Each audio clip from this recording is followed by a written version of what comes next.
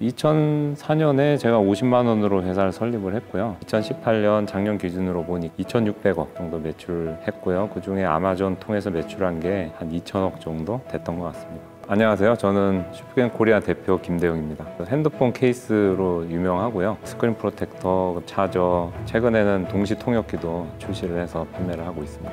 저희가 이제 15년 정도 사업을 하는데 15년 해봐서 꼭 15살 된 느낌이고요. 계속 하면 할수록 부족한 느낌? 저는 이제 결혼을 했고 그 애도 둘이고 망하면 안 되지 않습니까? 그러니까 이제 철저하게 좀 리스크 관리를 해가지고 절대 안 망하게 그렇게 운영했던 것 같아요.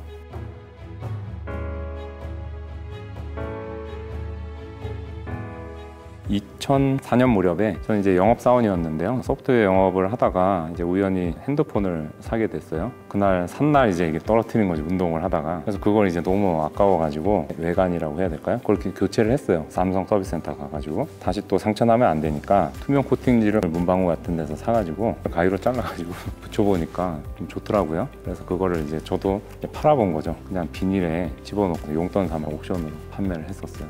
재밌었어요. 제가 만족스럽고 사람들도 되게 좋아하더라고요. 이거 사업해야겠다고 한 게 아니라 원래 그냥 용돈이었었으니까 그냥 그 정도로 하다가 이제 전념을 하게 됐어요. 2004년에 제가 50만 원으로 회사를 설립을 했고요. 2007년도에 이제 아이폰 나오는 거 보고 저게 나중에 다 전 세계를 휩쓸겠다 이렇게 생각을 했었어요. 그러니까 한국은 핸드폰 케이스나 이런 게 시장이 없었어요. 그러다가 아이폰이 등장을 하면서 액세서리 시장이 생겼어요. 애플이 그 스크린을 유리로 썼잖아요. 그냥 잘 깨지잖아요. 그래서 그걸 또 보호하는 또 시장이 생겼고요. 그때는 이제 아이폰이 한국에 못 들어왔어요. 방송통신법이 있어가지고 위피라는 게 탑재가 안 되면 한국에서 개통을 못 했었거든요. 근데 이제 그게 언젠간 풀릴 거다 이렇게 생각을 했었어요. 그래서 미국에 가서 아이폰을 막 하다 보면 한국에 이게 아이폰이 들어올 때 같이 들어올 수 있겠다 이렇게 생각했었어요. 2008년 1월 30일 날 제가 미국에 갔습니다.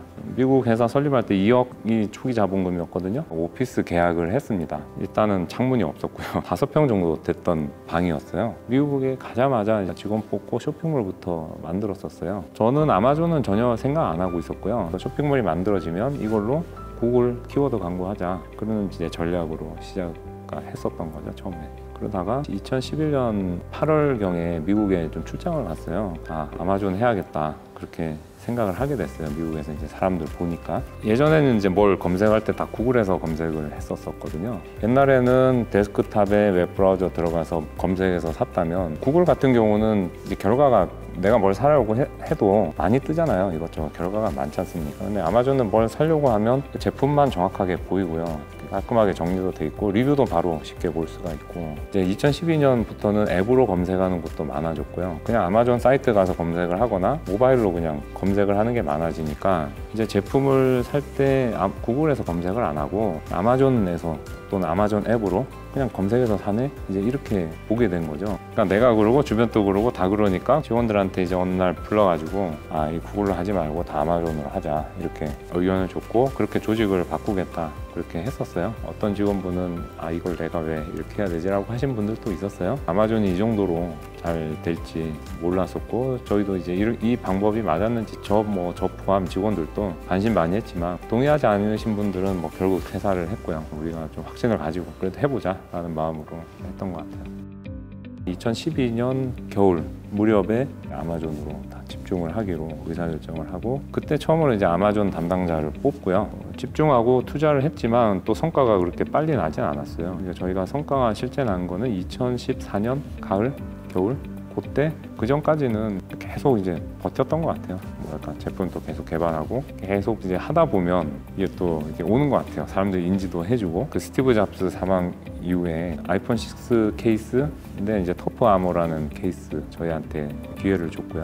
그 전까지 매출이 그렇게 크지 않다가 그때 아마 한 달에 980만 불 매출 미국에서만 했었거든요. 한 달에 아마존 미국으로만 한 110억 정도 되네요. 그때 이제 전략은 미국은 아주 두꺼운 제품을 선호하거든요. 한국에서는 아주 얇고 파스텔 톤의 화사하고 슬림한 제품이었는데 그걸 이제 미국에 가져가서 팔았거든요. 이건 이제 안 팔리는 거죠. 그게 스티브 잡스 이후에 아이폰이 점점 더 얇게 커지게 이제 나온 거죠. 그러다 보니까 다른 두꺼운 제품을 쓰면 너무 커지는 말도 안 되게 커지는 일이 이제 벌어지는 거죠. 아, 그럼 우리가 이럴 게 아니고 튼튼하지만 좀 더 얇은 뭐 이런 컨셉을 이제 잡고 그거를 계속 이제 표현을 한 거죠. 아마존에 보면 타이틀 이미지도 있지만 들어가면 이제 작은 썸네일 이미지들, 그러니까 다른 이제 서브 이미지들을 많이 놓을 수가 있게 됩니다. 그래서 거기에 두꺼운 제품과 우리 제품을 이제 비교를 해가지고 컨텐츠를 썼어요. 그냥 보통은 이제 이미지만 올리지 않습니까? 근데 그게 아니고 이게 왜 그런 건지 뭐 그런 것들을 일단 컨텐츠를 매우 신경을 썼어요. 그래서 그게 좀 통했던 것 같아요. 사람들이 이제 인식을 하지 않습니까? 굳이 이렇게 두꺼운 걸 쓸 필요가 있을까? 이렇게 생각할 수 있잖아요. 이제 그걸 노려서 우연찮게 이제 아이폰이 그러니까 얇아지면서 커지고 또 저희가 그게 또 나름 한편은 약간은 우연히 전략이 좀 맞았던 것 같아요. 본질인 것 같아요. 본질에 충실하자. 저뿐 아니고 저희가 항상 뭔가 결정을 하지 않습니까? 저희나 저희 직원들이 다 본질에 대해서 항상 생각을 하고요. 예를 들면 보통 이제 미국에 1년에 한 번씩 CES 같은 전자박람회 같은 걸 하거든요. 저희는 CES에 나가질 않아요. 브랜드는 어떻게 생기는가 라고 본다면 이제 마케팅 입장에서 많이 노출하고 사람들한테 홍보를 해가지고 브랜드가 생기나, 아니면 일단 사람들이 많이 써야 브랜드가 생기냐, 어떤 뭔가 행동을 선택을 할 때 어느 게 더 본질에 가깝냐, 이제 그런 생각을 많이 합니다. 우리가 생각하는 본질은 최고의 마케팅은 일단 사람들이 많이 쓰는 게 최고의 마케팅 아니냐. 그러면 최고로 많이 쓰는 거에 있어서의 본질은 뭐냐. 실제로 사람들이 똑똑하다는 거죠. 소비자들은 똑똑하다, 좋은 제품을 산다, 꼭 홍보를 안 하더라도 사람들이 다 안다라는 게 본질이다. 그러면 이걸 가지고 마케팅을 할 게 아니라 거기에 더 충실하게 하고 그거를 사람들한테 인정을 받는다면 그것이 곧 마케팅이 되고 그것이 곧 사람들한테 레피트는 생기는 거 아니냐. 그렇게 해서 이제 의사결정을 많이 해왔던 것 같아요. 아마존만 집중하자 한 것도 그랬던 것 같고요. 사람들이 어떻게 사냐, 사람들이 검색을 하니까 딴 거 다 하지 말고 아마존에만 집중하자, 그게 핵심 아니겠냐, 이제 이렇게 생각을 했던 거겠죠. 저희는 그러니까 포지셔닝으로 본다면 고객과 생산자가 있지 않습니까? 그럼 이제 고객 쪽에 거의 붙어 있다고 보시면 될 것 같아요. 아마존이라는 플랫폼을 이용해서 컨슈머화에 바로 붙어 있으면 전 세계. 제가 이제 간혹 이제 회사들 많이 만난 경우들이 있거든요. 뭐 디자이너도 만나고 개발자를 만나는데 자기네들은 만드는 걸 좋아하는데 판매를 못하니 판매하는 회사를 좀 저희가 해달라고 한다거나 소개를 해주세요. 뭐 그런 경우들이 특히 뭐 저희 보고 대신 팔아달라는 사람들이 좀 있습니다, 실제. 근데 제가 보기에는 제품이라는 거는 결국 고객한테 직접 만나고 직접 팔아보고 대화를 듣고 그게 본질이라고 저는 생각하거든요. 혹시 대화가 있으면 직접 팔아야 된다라는 거를 꼭 얘기를 해요. 저희도 이제 인다이렉트 세일, 그러니까 간접 판매 조직이 있었습니다.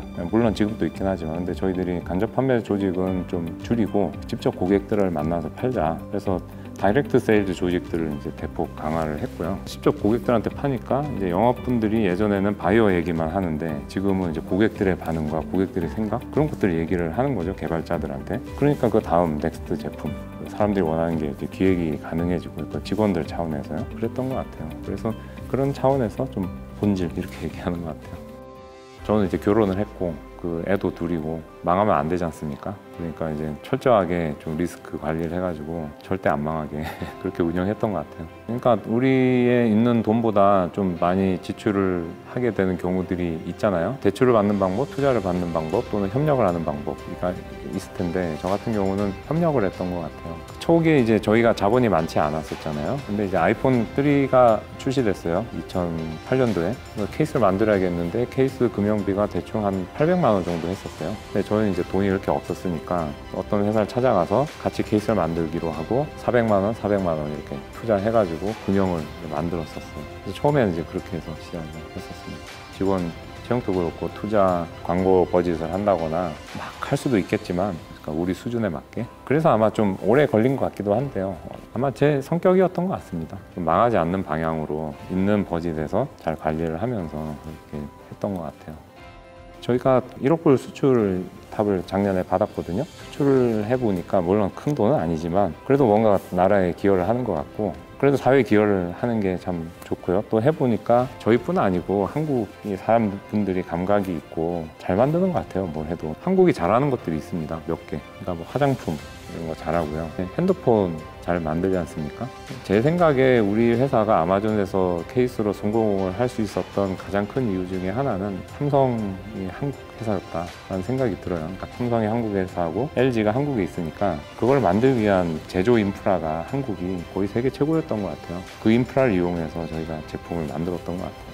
저희가 이제 15년 정도 사업을 하는데 15년 해봐서 꼭 15살 된 느낌이고요. 계속 하면 할수록 부족한 느낌? 그러니까 우리는 더 부족하고 남들은 이제 잘 됐다고 얘기하는데 제가 처음에 미국 갔을 때 저희 회사 매출이 아마 400억인가? 그 정도 했었거든요. 그때 미국 이제 제일 잘하는 회사가 아마 제 기억에 4천억인가? 저희가 이제 2천억 정도 했지 않습니까? 재작년 기준으로. 그래서 그 회사 매출을 찾아보니까 2 빌리언을 했더라고요. 그러니까 계속 10배. 근데 절대 금액은 더 벌어진 거죠, 사실. 그러니까 더 열심히 해야겠다.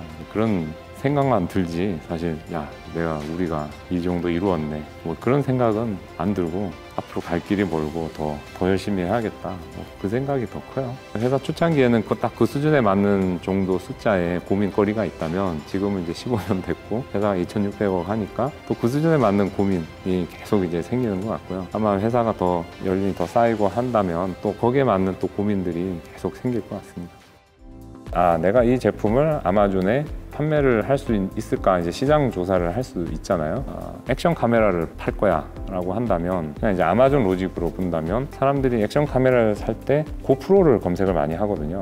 그러니까 그렇게 자리 잡은 어떤 고유 명사화된 카테고리는 판매할 찬스는 좀 어렵고요. 대신에 사람들이 액션 카메라로 검색을 많이 하더라 해서 사더라 그러면 이제 판매할 찬스가 있는 거겠죠. 근데 이제 저희 분야는 좀 범용적인 아이폰 케이스 뭐 이런 식으로 검색을 해서 많이 샀었어요. 그러니까 그런 데들은 이제 우리 충분히 기회가 있었다고 생각한 거죠. 지금 아이폰이나 갤럭시가 나오면 갤럭시 케이스 뭐 이런 식으로 많이 사거든요. 거기에 이제 검색을 할 때 저희 브랜드를 아예 찍고 검색을 하는 빈도를 그게 이제 계속 올라가고 있습니다. 그래서 거기에서 기존 잘하는 건 이제 그렇게 하고요. 이제 좀 새로 시작하고 들어가는 분야?